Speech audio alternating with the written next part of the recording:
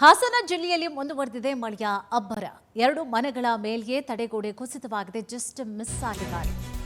ಹಾಸನ ಜಿಲ್ಲೆಯಲ್ಲಿ ಮುಂದುವರಿತಾ ಇದೆ ಮಳೆಯ ಅಬ್ಬರ. ಸತತವಾಗಿ ಮಳೆಯಾಗ್ತಾ ಇದೆ. 2 ಮನೆಗಳ ಮೇಲ್ಗೆ ತಡೆಗೋಡೆ ಕುಸಿತವಾಗಿದೆ. ಪ್ರಾಣಾಪಾಯದಿಂದ ಜಸ್ಟ್ ಮಿಸ್ ಆಗಿದ್ದಾರೆ ಜನರು. ಸಕಲೇಶಪುರ ಪಟ್ಟಣದ ಡಾಲರ್ಸ್ ಕಾಲೋನಿಯಲ್ಲಿ ಆಗಿರುವಂತಹ ಘಟನೆ. ಮಧ್ಯರಾತ್ರಿ ಏಕಾಏಕಿ ಕುಸಿದಿದೆ ಮನೆಯ ತಡೆಗೋಡೆ. ಓಡಿ ಬಂದು ಪ್ರಾಣವನ್ನು ಉಳಿಸಿಕೊಂಡಿದ್ದಾರೆ ಕುಟುಂಬಸ್ಥರು. ಅವೈಜ್ಞಾನಿಕ ಕಾಮಗಾರಿ ಹಿನ್ನೆಲೆಯಲ್ಲಿ ಕುಸಿದಿದೆ ತಡೆಗೋಡೆ. ಈ ಬಗ್ಗೆ ನಮ್ಮ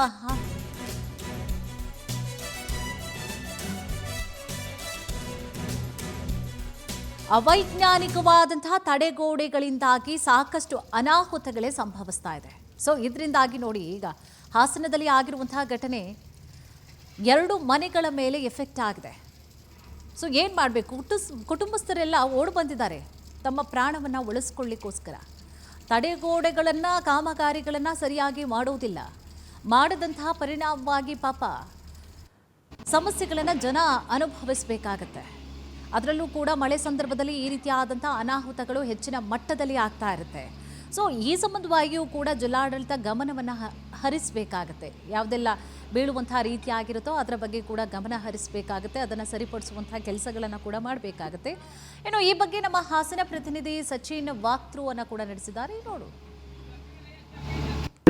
ಮಲೆನಾಡು ಭಾಗದಲ್ಲಿ ಕಳೆದ 3 ದಿನಗಳಿಂದ ನಿರಂತರವಾಗಿ ಮಳೆಯಾಗುತ್ತಿದ್ದು, ಮಳೆಯಿಂದಾಗಿ ಸಾಕಷ್ಟು ಅವಾಂತರಗಳು ಕೂಡ ಸೃಷ್ಟಿಯಾಗಿರ್ತಕ್ಕಂಥದ್ದು. ಅಷ್ಟೇ ಸಕಲೇಶಪುರ ನಗರದ ಹರೇಹಳ್ಳಿ ಡಾಲರ್ಸ್ ಕಾಲೋನಿ, ಹರೇಹಳ್ಳಿ ಮಾರ್ಗವಾಗಿ ಹೋಗುವಂತಹ ಒಂದು ಪಕ್ಕದಲ್ಲಿ ಡಾಲರ್ಸ್ ಕಾಲೋನಿ ಇದೆ. ಡಾಲರ್ಸ್ ಕಾಲೋನಿ ಏನು ಒಂದು ಲೇಔಟ್ ನಿರ್ಮಾಣ ಮಾಡಿದ್ರೆ, ಲೇಔಟ್ ನಿರ್ಮಾಣದಿಂದ ಅವೈಜ್ಞಾನಿಕವಾಗಿ ನಿರ್ಮಾಣ ಆಗಿದ್ರಿಂದ ತಡೆಗೋಡೆ ಕುಸಿದು ಸಂಪೂರ್ಣವಾಗಿ ವಾಸ ಆಗಿರ್ತಕ್ಕಂಥ ಮನೆ ಈಗ ಜಖಮಾಗಿರ್ತಕ್ಕಂಥ. ನಾವೀಗ ಡಾಲರ್ಸ್ ಕಾಲೋನಿಯ ನಿವಾಸದಲ್ಲಿ ಇದೀವಿ. ಇಲ್ಲಿ ನೋಡ್ಬೋದು, ಈ ಒಂದು ಮನೆ ಕಳೆದ 3-4 ದಿನಗಳಿಂದ ನಿರಂತರವಾಗಿ ಮಳೆ ಆಗ್ತಿರೋ ಹಿನ್ನೆಲೆಯಲ್ಲಿ ಮೇಲ್ಭಾಗದಲ್ಲಿ ಒಂದು ಡಾಲರ್ಸ್ ಕಾಲೋನಿ ಏನು ಅವರು ಒಂದು ಲೇಔಟ್ ಅನ್ನ ನಿರ್ಮಾಣ ಮಾಡಿದ್ರು.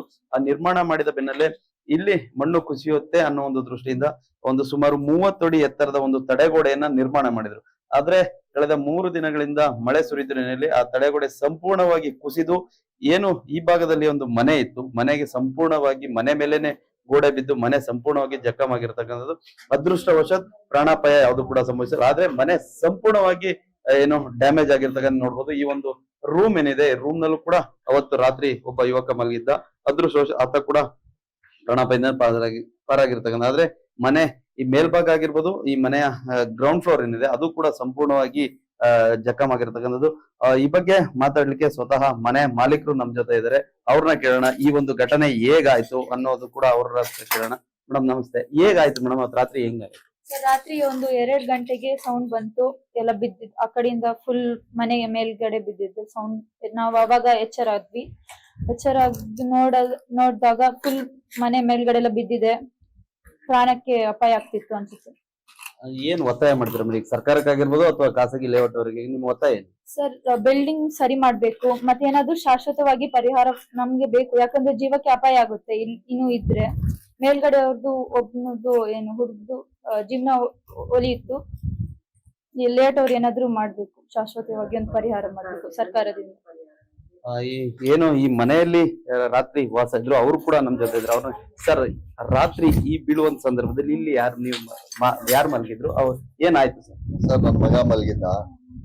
ಅವ್ನಿಗೆ 18 ವರ್ಷ ಮಗ. ಅವನಿಗೆ ಬರೀ ಬಿಟ್ಟ ತಕ್ಷಣ ಅಪ್ಪ ಅಪ್ಪ ಅಂದ. ಮತ್ತೆ ಕಿಟಕಿಗೂ ಅವನಿಗೆ ತಲೆಗೆ 2 ಇಂಚ್ ಗ್ಯಾಪ್ ಅಷ್ಟೇ. 2 ಇಂದ 2.5 ಇಂಚ್ ಗ್ಯಾಪ್. ರಾತ್ರಿ ಹೆಚ್ಚು ಕಡಿಮೆ 2 ಗಂಟೆ ರಾತ್ರಿ ಬಂದು ಮಾತಾಡ್ತಾರೆ. ಬರೀ ಅಪ್ಪ ಅಪ್ಪ ಅಪ್ಪ ಅಂತ ಇದ್ದಾನೆ ಹೆದರ್ಬಿಟ್ಟು. ಆಮೇಲೆ ಬಂದ್ ನೋಡಿದ್ರೆ ಗೋಡೆ ಎಲ್ಲ ಬಿದ್ದಿತ್ತು.